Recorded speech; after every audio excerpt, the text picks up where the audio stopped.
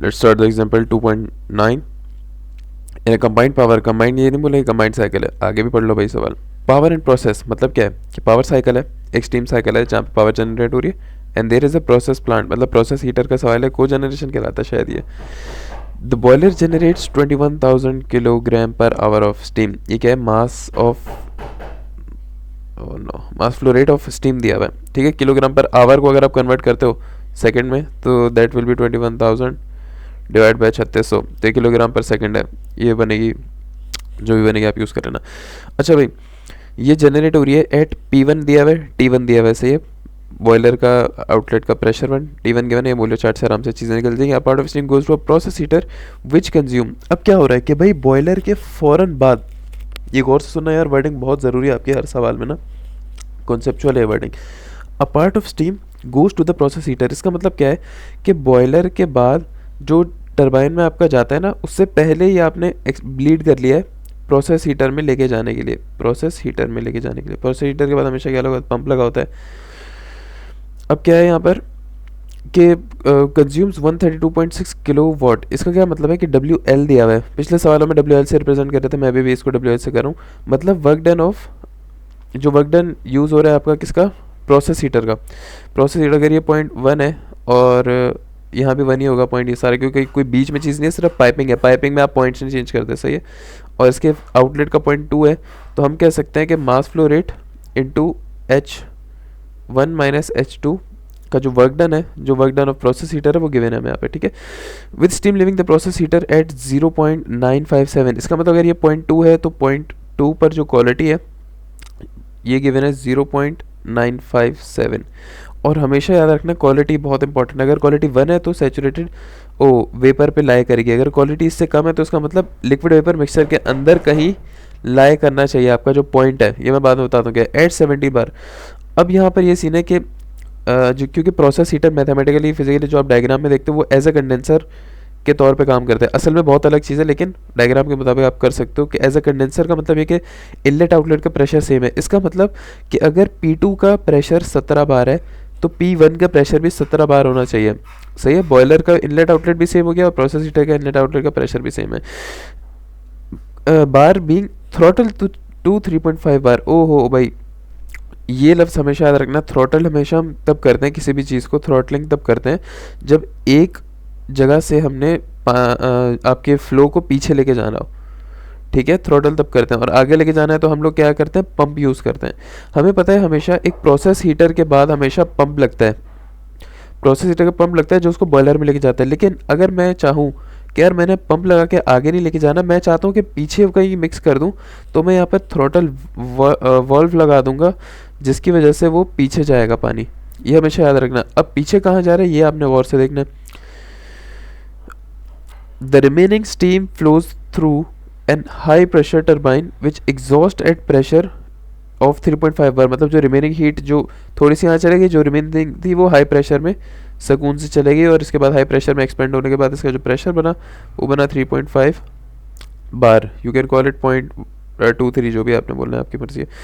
The exhaust steam mixes with the process steam before entering the low pressure. अरे वाह भाई, लो pressure turbine भी लगा हुआ है। तो इन लोगों ने कितनी टाइट बात बोली है कि यार ये जो थ्रॉटल की वजह से पीछे जा रहा है ये कंडेंसर में जाना चाहिए, लेकिन इन लोगों ने बता दिया कि यार जो थ्रॉटलिंग हो रही है ना वो कंडेंसर में नहीं, थ्रॉटलिंग कहाँ हो रही है, वो आपकी स्टीम मिल रही है हाई प्रेशर टर्बाइन के साथ। The exhaust steam mixes, the exhaust steam of high pressure turbine mixes with process steam. इसका मतलब प्रोसेस स्टीम जो थ्रॉटलिंग बैक हुई है वो जाके मिलेगी हाई प्रेशर के साथ, यूँ करके यहाँ से स्टीम आई, यहाँ से स्टीम आई, before going to low pressure. इसका मतलब ये इसके बाद जाएगा लो प्रेशर टर्बाइन के अंदर। बहुत कॉन्सेप्चुअल सवाल है और इजी सवाल है, कोई इसमें रॉकेट साइंस नहीं है। Turbine which develops 1337.5 kilowatt, इसका मतलब सिर्फ जो work done of low pressure turbine है वो गिवन है 1337.5। At the exhaust the pressure is 0.3 bar and the steam is 0.912 dry. मतलब क्या है कि लो प्रेशर के बाद कंडेंसर में जाती है ना, अभी यहाँ पे कंडेंसर का जिक्र नहीं है सवाल में, ये बहुत इंपॉर्टेंट चीज़ है, कंडेंसर का जिक्र नहीं है। इसका मतलब यहाँ आगे कहीं ये कनेक्ट हो जाएगा, एरो बना देता हूँ, लेकिन मैं इसको एक पॉइंट बोलूँगा, जो भी पॉइंट बोल दो, 3 बोल दो, आपकी मर्जी। लो प्रेशर के बाद जब ये लो प्रेशर में एक्सपेंड करेगी तो इसकी क्वालिटी होगी 0.912 और इसका जो प्रेशर होगा वो होगा 0.3 बार। ड्रॉ द टीएस डायग्राम बनानी है प्लांट कर and determine the steam quality eight the exhaust of high pressure turbine. मतलब इस पॉइंट पर क्वालिटी निकालनी है।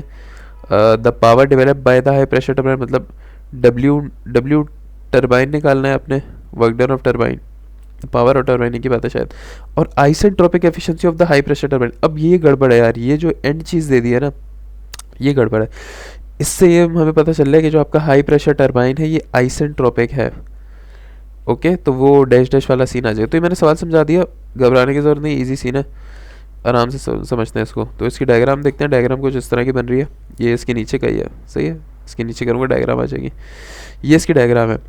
अब डायग्राम देखो क्या है, बॉयलर में गया, बॉयलर से सुकून से जा रहा है हाई प्रेशर टरबाइन में, लेकिन बीच में हमने प्रोसेस हीटर के लिए ब्लीड कर लिया और पंप के बजाय थ्रॉटल लगा के वापस पीछे कनेक्ट कर दिया। हाई प्रेशर का जो पानी स्टीम आ रही थी वहाँ से टिक इस पॉइंट पे कनेक्ट हो गया, यहाँ से जाएगा लो प्रेशर में, लो प्रेशर से अगले पॉइंट पे। क्योंकि इन लोगों ने कोई कंडेंसर प्रेशर कोई पंप प्रेशर हमें नहीं दिया तो हम यहाँ पर इसकी कोई फर्दर डायग्राम नहीं बनाएंगे कंफ्यूज होने के लिए। हमारा इसका मतलब यह है कि हमारे पूरे सवाल में ये कंडेंसर वगैरह कुछ यूज़ होएगा ही नहीं, हमारा सवाल ऐसे ही सॉल्व हो जाएगा। डायग्राम आपको समझ आ गई, पॉइंट्स देख लो, ये 1 है, यहाँ भी 1 है, यहाँ भी 1 क्यों है, यहाँ 2 क्यों नहीं हो गया, वो इसलिए क्योंकि पाइपलाइन जो होती है, ये जो पाइप आ रहा है ना 1 पाइप, यहाँ पे प्रेशर सेम रहता है। ऑफ कोर्स अगर मैं आप पंप लगा दूँ तो प्रेशर चेंज हो जाएगा, लेकिन मैंने कोई कंपोनेंट नहीं लगाया तो जाहिर है यार प्रेशर तो सेम रहेगा ना। 0.1 का प्रेशर टेम्परेचर सब सेम रहेगा, सिर्फ एक चीज़ चेंज होती है वो होता है मास। तो अगर मैं कहता हूँ कि यहाँ पर टोटल मास आ रहा है MT which is equal to 21,000, इन लोगों ने MT को WS से रिप्रेजेंट किया, मैं बता दूँ, मैं अपनी डिनोशंस दे रहा हूँ MT, और इन लोगों ने जो M1 है उसको W से रिप्रेजेंट किया। तो यहाँ से टोटल मास जाएगा और यहाँ पर क्या आएगा, यहाँ पे थोड़ा सा मास चला जाएगा, रिमेनिंग मास यहाँ चला जाएगा, जो थोड़ा सा जाएगा उसको हम M1 बोलते हैं। टोटल में से M1 यहाँ चला गया तो बाकी यहाँ कितना रह गया, MT माइनस M1 आ गया, ठीक है। तो MT माइनस M1 टरबाइन में जाएगा, जब वर्क डन निकालेंगे ना तो हम यहाँ पे MT माइनस M1 लगा देंगे और यहाँ पर ये चला गया। मास कैलकुलेशन आपको समझ आ गई, और इस पॉइंट पर आप एनर्जी बैलेंस लगा सकते हो। एनर्जी बैलेंस वहाँ लगाओगे जहाँ पर मासेस आके मिलते हैं सारे, ठीक है। तो यहाँ पे M1 आके मिला या MT माइनस M1 आके मिला, M1 से M1 कट जाएगा, सिर्फ total mass low pressure turbine में चला जाएगा। Pretty simple question, pretty simple diagram. इसको हम आगे टीएस डायग्राम देख लो। इसकी टीएस डायग्राम थोड़ी सी कॉम्प्लिकेटेड आपको लगेगी, क्यों लगेगी, सबसे पहले बॉयलर का पॉइंट बना दो 1, ठीक है। बॉयलर के बाद आपका क्या होता है, बिल्कुल सिंपल, गौर से देखना मेरी बात। बॉयलर के बाद होता है हाई प्रेशर टरबाइन, अभी मैं आइसेंट्रोपिक बना रहा हूँ, हाई प्रेशर टरबाइन, इसके बाद रीहीट के बाद वापस isentropic low pressure turbine. Simple diagram है। अब क्या हमें पता है कि जो हाई प्रेशर टरबाइन है उसमें आइसेंट्रोपिक है, तो हमने इसकी एक लाइन एक्चुअल बना दी नीचे यूँ करके। और हम लोग ये करते हैं कि यार अगर हाई प्रेशर की लाइन हमने बना दिया तो अक्सर ये करते हैं कि लो प्रेशर की भी बना देते हैं, यूज़ नहीं होती लेकिन बना देते हैं, तो बनाने की ज़रूरत है नहीं, इतनी कोई ज़रूरी नहीं है, ठीक है। तो सारे पॉइंट्स बन गए, 1 से 4, 4 से 5, 5 से 6 बन गया। 2, 3 क्या है, 2, 3 मैं आपको बता देता हूँ। हमेशा याद रखना थ्रॉटलिंग की लाइन ऐसे बनती है, जैसा आपने रट्टा मारा हुआ ना 4 से 5 पंप यूँ बनता है, कंडेंसर पंप रट्टा मारा हुआ ना, इस तरह थ्रॉटल याद रखो हमेशा यूँ पीछे बनेगी, ठीक है। हमेशा याद रखो थ्रॉटलिंग की पीछे बनती है आगे। और थ्रॉटलिंग ऊपर क्यों है मैं बताता हूँ आपको। देखो पहले एक तो ये आ गया और एक ये आ गया आपको। अब देख लो 1, 2 समझ लो। 1 और 2 क्या है, 1 से लेकर 2 तक क्या है, प्रेशर सेम है, 17 बार 17 बार। तो इसका मतलब क्या होगा, जो डायग्राम आप बना रहे हो 1 से लेकर 2 तक, वो बॉयलर की लाइन पर ही लगाओगे 17 बार पे। ये जो बॉयलर की लाइन आ रही है ना, इकोनोमाइज़र, एवेपोरेटर और सुपर हीटर, तो क्या होगा प्रोसेस हीटर में प्रोसेस हीटर में हो क्या रहा है, जो आपकी एयर की क्वालिटी है, अगर वो बोलते हैं कि आपकी सैचुरेटेड फ्लो बन गया, आपकी स्टीम सैचुरेटेड है, तो आप 0.2 यहाँ पर लेते हैं। लेकिन उन्होंने क्योंकि एक क्वालिटी दी हुई है कि आपकी 0.9 समथिंग क्वालिटी है, 1 नहीं है, 1 होती तो मैं यहाँ लेता 0.2 को। ये बात गौर से सुनो, 1 से लेके 2 तक कौन सा है मेरा, प्रोसेस हीटर है। प्रोसेस हीटर में क्या हो रहा है, मेरी जो सुपर हीटेड स्टीम है वो एक लिक्विड वेपर मिक्सचर बन रही है, क्योंकि इन लोगों ने क्वालिटी दे दी है मुझे स्पेसिफिक। अगर यहाँ क्वालिटी नहीं देते और बोलते कि सैचुरेटेड हो गया आपका लिक्विड, तो मैं इसको डायरेक्ट, सैचुरेटेड वेपर है तो मैं इसको डायरेक्ट यहाँ पर आके कनेक्ट करता। लेकिन क्योंकि इसका प्रेशर सेम है तो इसको बॉयलर की लाइन पे कनेक्ट करूँगा तो मैंने 1 को कहाँ 1 से 2 प्रोसेस हीटर कहाँ रखा है, यहाँ पर रखा है। क्यों? क्योंकि ये लिक्विड वेपर मिक्सचर है, क्योंकि इसकी क्वालिटी गिवन है। ये हो गया। 2 से 3 को हम रखेंगे आइसेंट्रोपिक थ्रॉटलिंग, यूं करके सकून से थ्रॉटलिंग जैसी लाइन होती है।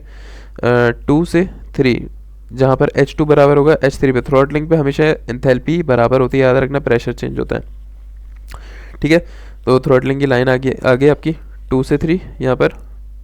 थ्रॉटलिंग के बाद क्या होगा, यहाँ पर low quality liquid vapour mixture था, और यहाँ पर क्या हुआ, टेम्परेचर कम होके लेकिन ये सुपर हीटेड बन गया। इसका क्या मतलब हुआ है? इसका मतलब ये है कि यार इसकी इंट्रोपी बिल्कुल चेंज हो गई है।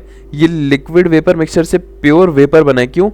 क्योंकि थ्रॉटलिंग की वजह से क्या होगा, एक सडन प्रेशर चेंज होगा, जिसकी वजह से ये kinetic energy gain, internal energy gain करके अपनी इंट्रोपी शेप चेंज कर लेगा। लिक्विड वेपर मिक्सचर मतलब ऐसे समझो कि लिक्विड से वेपर में चेंज हो जाएगा थ्रॉटल की वजह से, तो ये सुपर हीटेड वेपर बन जाएगा प्योर।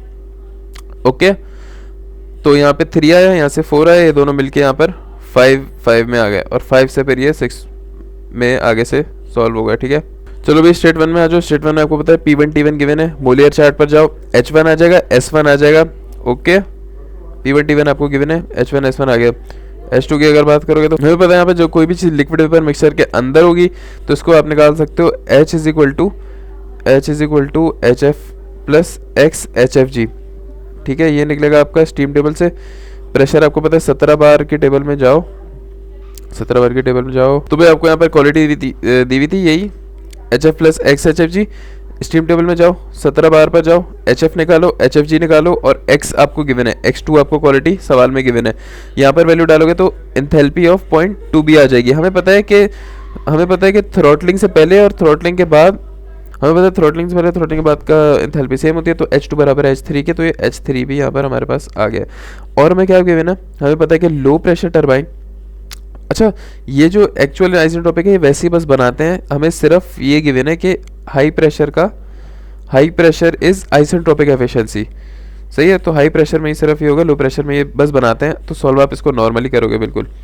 जल्दी आ जाओ, लो प्रेशर का हमें क्या पता है, वर्क डन पता है, तो W वर्क डन ये आ गया, ये वर्क डन है। WT इज इक्वल टू किसके बराबर होता है, मास फ्लो रेट इंटू एंथैल्पी। मास फ्लो रेट कितना होगा इसके अंदर, टोटल होगा। सही है, WS का क्या मतलब था, टोटल, तो MT। क्यों? क्योंकि यहाँ से जो ब्लीड हुआ था वो आ गया, और यहाँ से जो MT माइनस M था, M से M घटा, तो total mass low pressure turbine में आएगा। M into H5 minus H6 यही होगा यहाँ पर। तो यहाँ पर आपके पास इक्वेशन बन गई। ये वर्क डन आपको गिवन था सवाल में। मास फ्लो रेट को वहाँ ले गए, 21,000 डिवाइड बाई 3600 क्यों किया, किलोग्राम पर सेकंड में लाने के लिए। ठीक है, तो ये आपके पास एक इक्वेशन बन गई, ये लोगों ने एक इक्वेशन बना ली है। अगली चीज़ हमें क्या पता चलती है, H6 0.6 गौर से देखो कहाँ लाई कर रहा है, 0.6 आपको कहाँ लाई कर रहा है, लिक्विड वेपर मिक्सचर के अंदर। आइसेंट्रोपिक होने के बाद अंदर लाई करता है ना, तो अंदर कैसे निकालते हो, वही H is equal to HF plus X HFG। 0.3 bar, steam table खोलो, 0.3 बार पर आ जाओ, 0.30 ये रहा।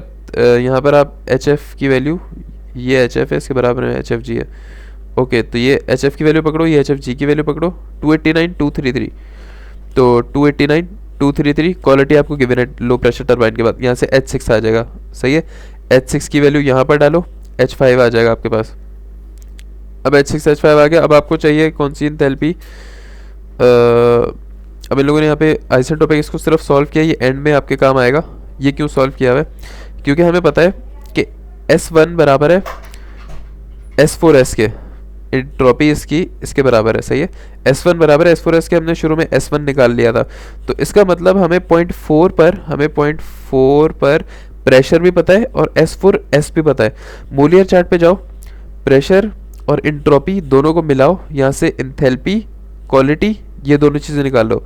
तो यहाँ जब जाओगे मोलियर चार्ट पे तो आपके पास क्या आ जाएगा, X4S आ जाएगा और H4S आ जाएगा। मोलियर चार्ट से सीधा निकालो, इन लोगों ने लंबी करके निकाला है, स्टीम टेबल से डायरेक्ट मोलियर चार्ट से निकालो।